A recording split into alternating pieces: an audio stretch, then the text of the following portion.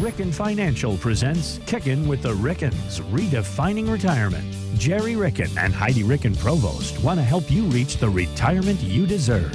Let's build a strategy that gives you the confidence while meeting your financial wants and needs. Meet the team at rickenfinancial.com. Now, Kickin' with the Rickens. That's what we're doing. We are kicking with the Rickens, redefining retirement. RickenFinancial.com. My name is Mark Owens. At this point is when I normally say, Jerry Ricken, Heidi Ricken Provost, how are you? But right now, I'm reaching out and I'm touching you, Heidi Ricken Provost. How are you? I'm great, Mark. I love getting to spend some time with you. How are you doing? So let's peel back the curtain. As you very well know, Ricken Financial, St. Louis, staple of the community. Why, thank you. Yes. I'm at the mothership here in Marietta, Georgia, just north of Atlanta. So we do our podcast together. We look at each other and we talk and laugh and play and text. But we're obviously in two separate cities. However, this week you came down to see us for a couple days. And oh my goodness, it's so good to see you. Oh my God. It's great to see you too. It's always nice to spend time with you. I think it gets Dad. We love Jerry. Oh, yeah. No, obviously. I love you. Obviously. How you doing? I'm great. Yeah.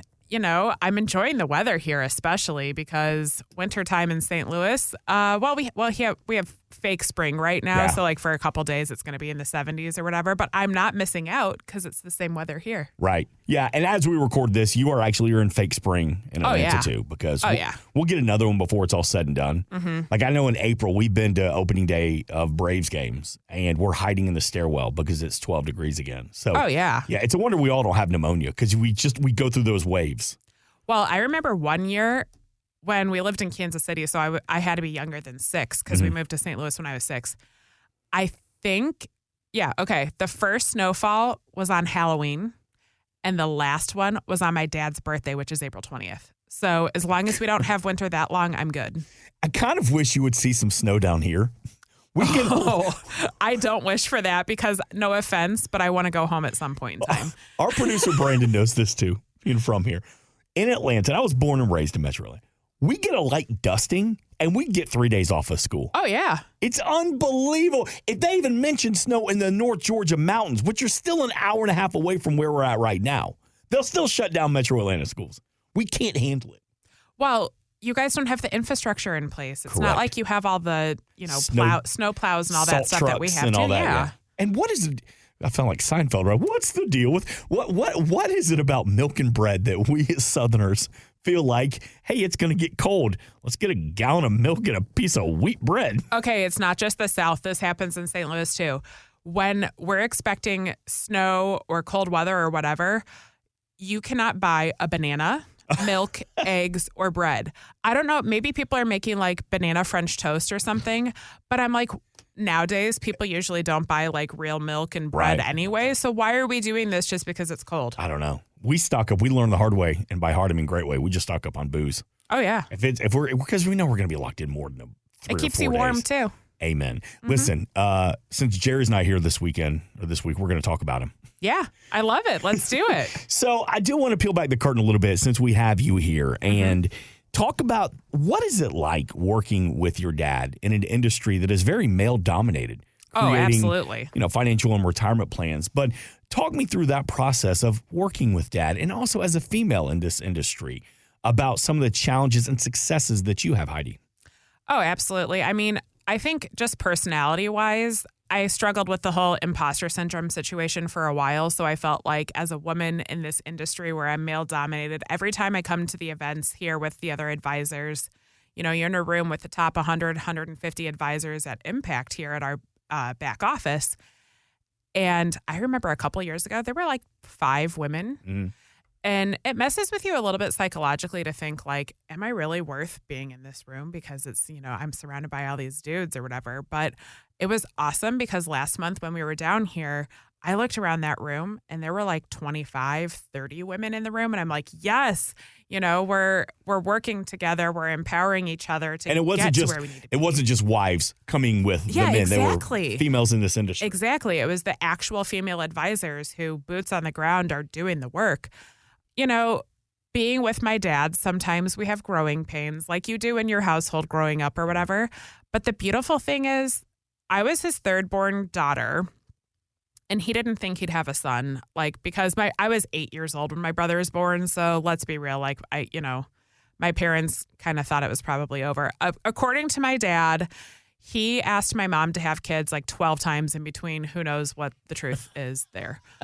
Anyway, so, he did a lot of like the dude stuff with me. Like, I know how to fix pretty much anything around the house. I put in the sump pump in their basement and broke like 6 shovels digging a 2-foot trench in the concrete in our basement. Like, I did a lot of that kind of stuff with him growing up, worked on the cars, yard work, yada, yada, whatever. And we always had kind of one of those like together when you combine our personalities, we were able to just kind of like shoot it straight. Mm-hmm. A lot of women don't shoot it straight. It's just like in our DNA that like, we kind of like got to sugarcoat dance it a around bit, and sugarcoat.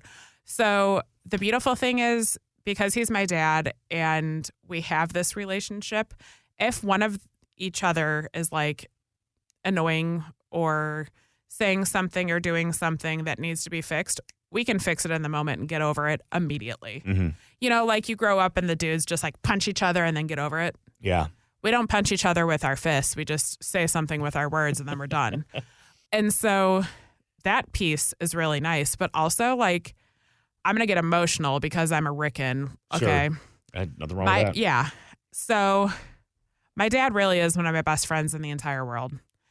And actually, last month when I was down here, I was talking to Mike Macho about this. And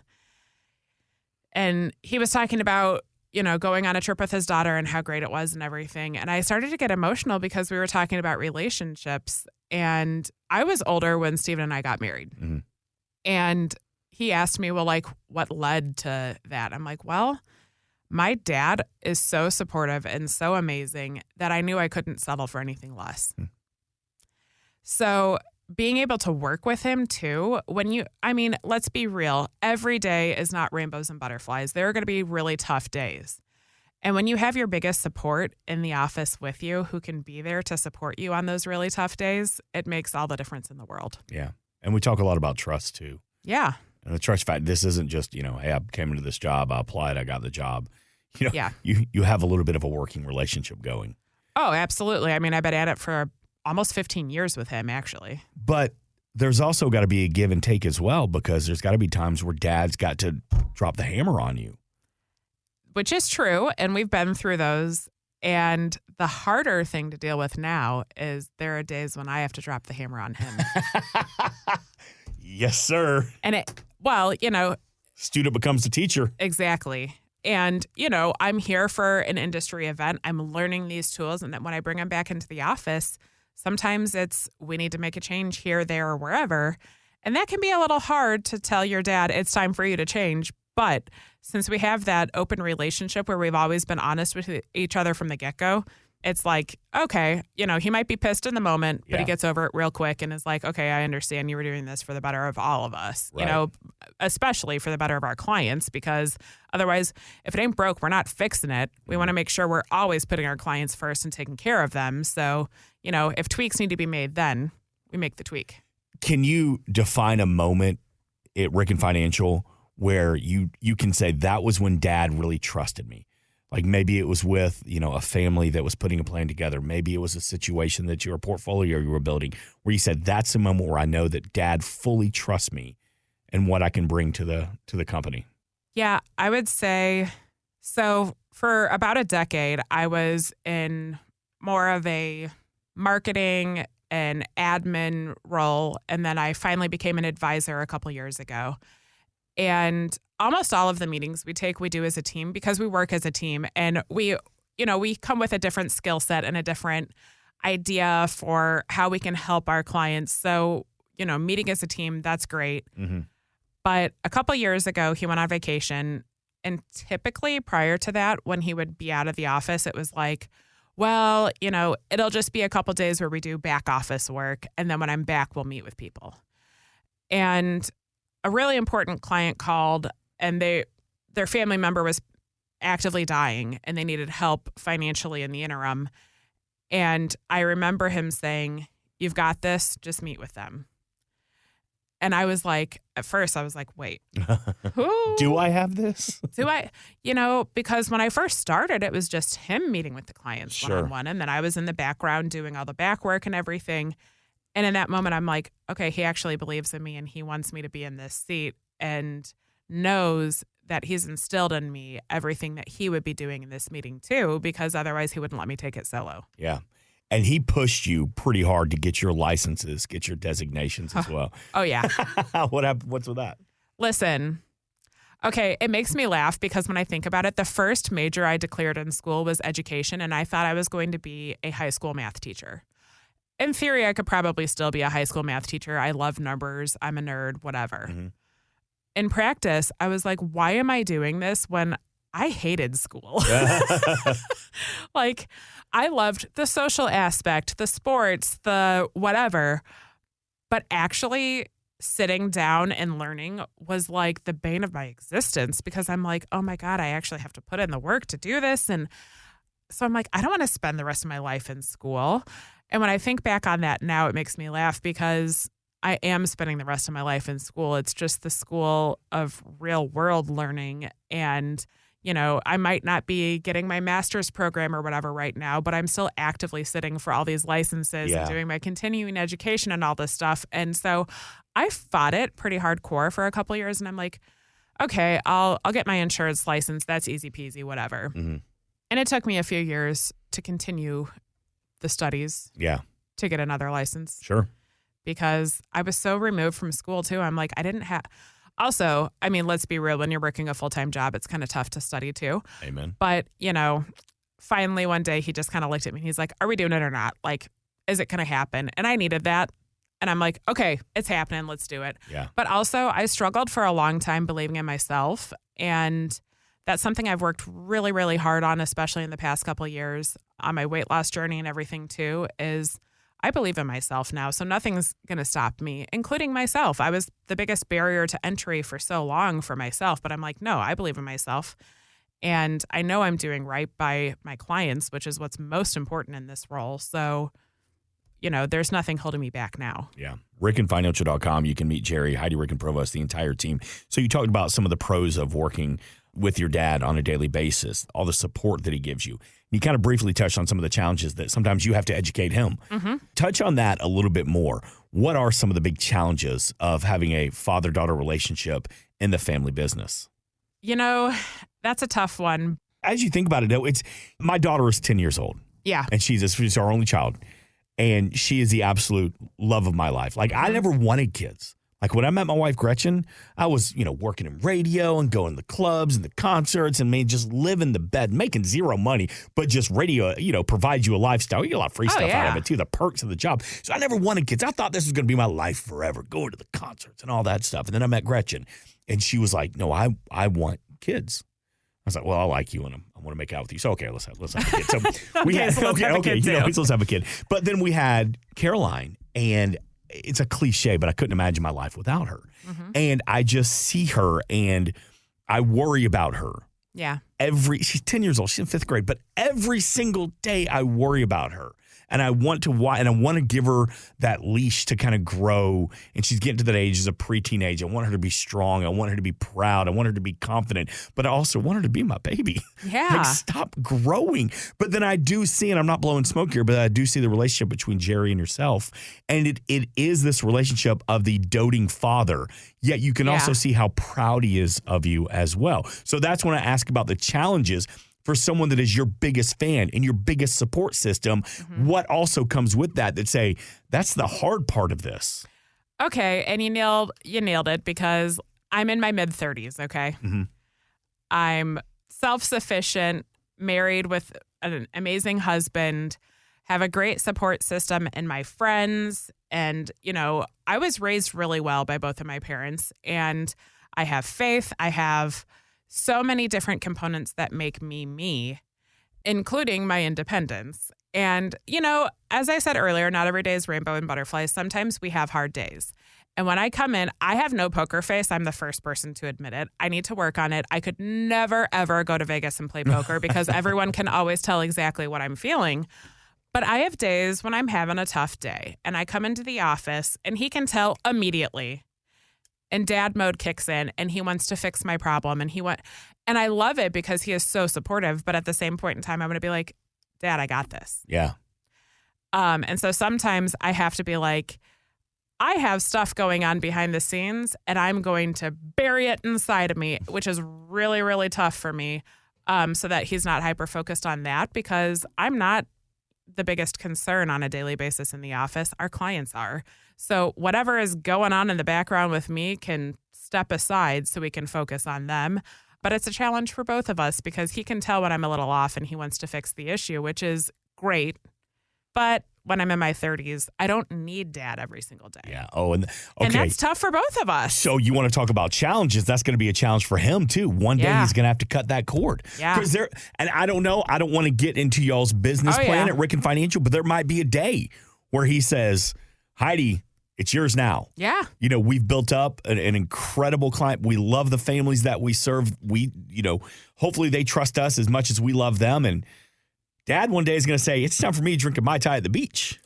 You know, that's another challenge. I'm going to force him to get on that beach someday because he has one of those personalities, much like my grandpa, that I don't think he's capable of just like sitting down and not working. Yeah. Like he's just like always go, go, go, which is awesome. But like, dude, you've worked so hard. Go enjoy too. So I think because he's one of those guys that probably is like never going to retire because he loves what he does, I've been forcing him to like go on the vacation, do the stuff with mom while you guys have the time. You know, it's your 45th wedding anniversary this summer. You better do something together, and I got it behind the scenes when you're gone. Like you can take some time away and do what you want to do because he's still in those go-go years where he can go and do things. And before things slow down and, he's going to be forced into retirement one day by me, he needs to enjoy while he still has the time. Do you find that with your position as a female advisor that more people are leaning towards you? Like you have new clients that come in, new families that come in, and the females gravitate towards you? Yes. Yeah. And that's a good thing. That's a great thing. It's a great thing. In fact, because we've talked about it before here on Kicking with the Rickens, that there are so many females out there that feel like they don't have a voice to be heard. Nobody's listening to them.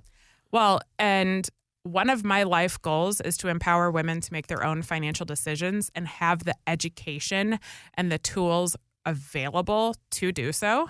And so actually coming up in a few weeks, I have my first ever client advisory board meeting with our women's only client advisory board. So we have chosen some of our female clients so I can kind of pick their brain and see what kind of educational tweaks we need to make because we're rolling out a women's only program this year where I will be doing seminars only to women so I can help empower them for their future.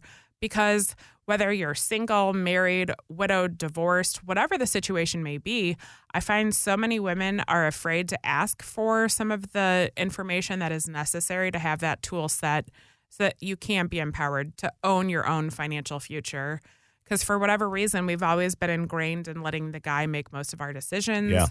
Or, it shows weakness if you have to ask the questions. No, it shows strength by asking the questions so that you have those tools in order to implement it in your future. Talking to our female audience right now, and maybe somebody who's just loves hearing, loves your dad, loves you, loves Ricken Financial. But what would sometimes you just want to shake somebody and scream and say, so to that female that's listening right now that needs that just confidence boost, what do you want to tell them about their finances, about retirement, about like, listen to me? You are worthy. That's it. I mean, for whatever reason, so many of us as a woman, we don't believe that we're worthy.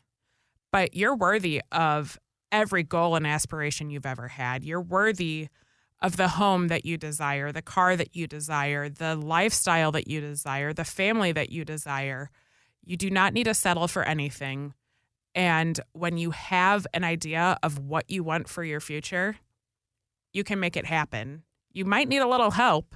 And you might have to put your ego aside for a minute and get that help, but you're worthy of everything. I love that. That's such great advice, too. I love y'all's situation because we've known each other for going on a year now. And again, this is going to sound like a cliche, but we always talk about family. And you said a line at the very beginning, right when we first started working together, the breadsticks line. Oh, yeah. Yeah. We all know that there's a place that serves unlimited breadsticks. Sure. Ricken Financial does not serve you breadsticks, But it's true. We truly believe that every single person who enters our door is going to become our family because we're in St. Louis, Missouri. If you come and you meet with me, I am bound and determined to see you at least 10 times in the next year because we're like the smallest big town ever. Yeah. We're probably related somehow too. You know, my mom is related to half the freaking city. That's why I had to go to Boston to meet my husband, make sure I wasn't related to him. But, you know, I truly, truly believe that every person that works with me, they're not a client. They're my family. Yeah. Your doctor may avoid you at the liquor store, but Ricken Financial, they'll stop you and say, here's a good margarita mix. Absolutely. You know, we got to help. You can't gatekeep that stuff. If you find the good one, you got to share it. Take care of who each else other. do you share it with but with your family? See, and that's what it is. Absolutely. I absolutely love the relationship that you have with your father. And I hope and I pray that me and Caroline and our wife, Gretchen, I hope that we all continue to have that relationship too, because it really is inspiring. And to see y'all work together too, it's fun to watch you grow and challenge each other.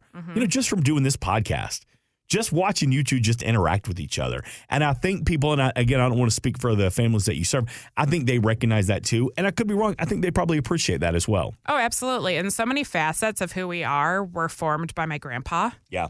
You know, it's no surprise to anyone to hear that my grandpa Willie is by far my favorite person that's ever existed in the entire universe. And I don't know that anything will ever change.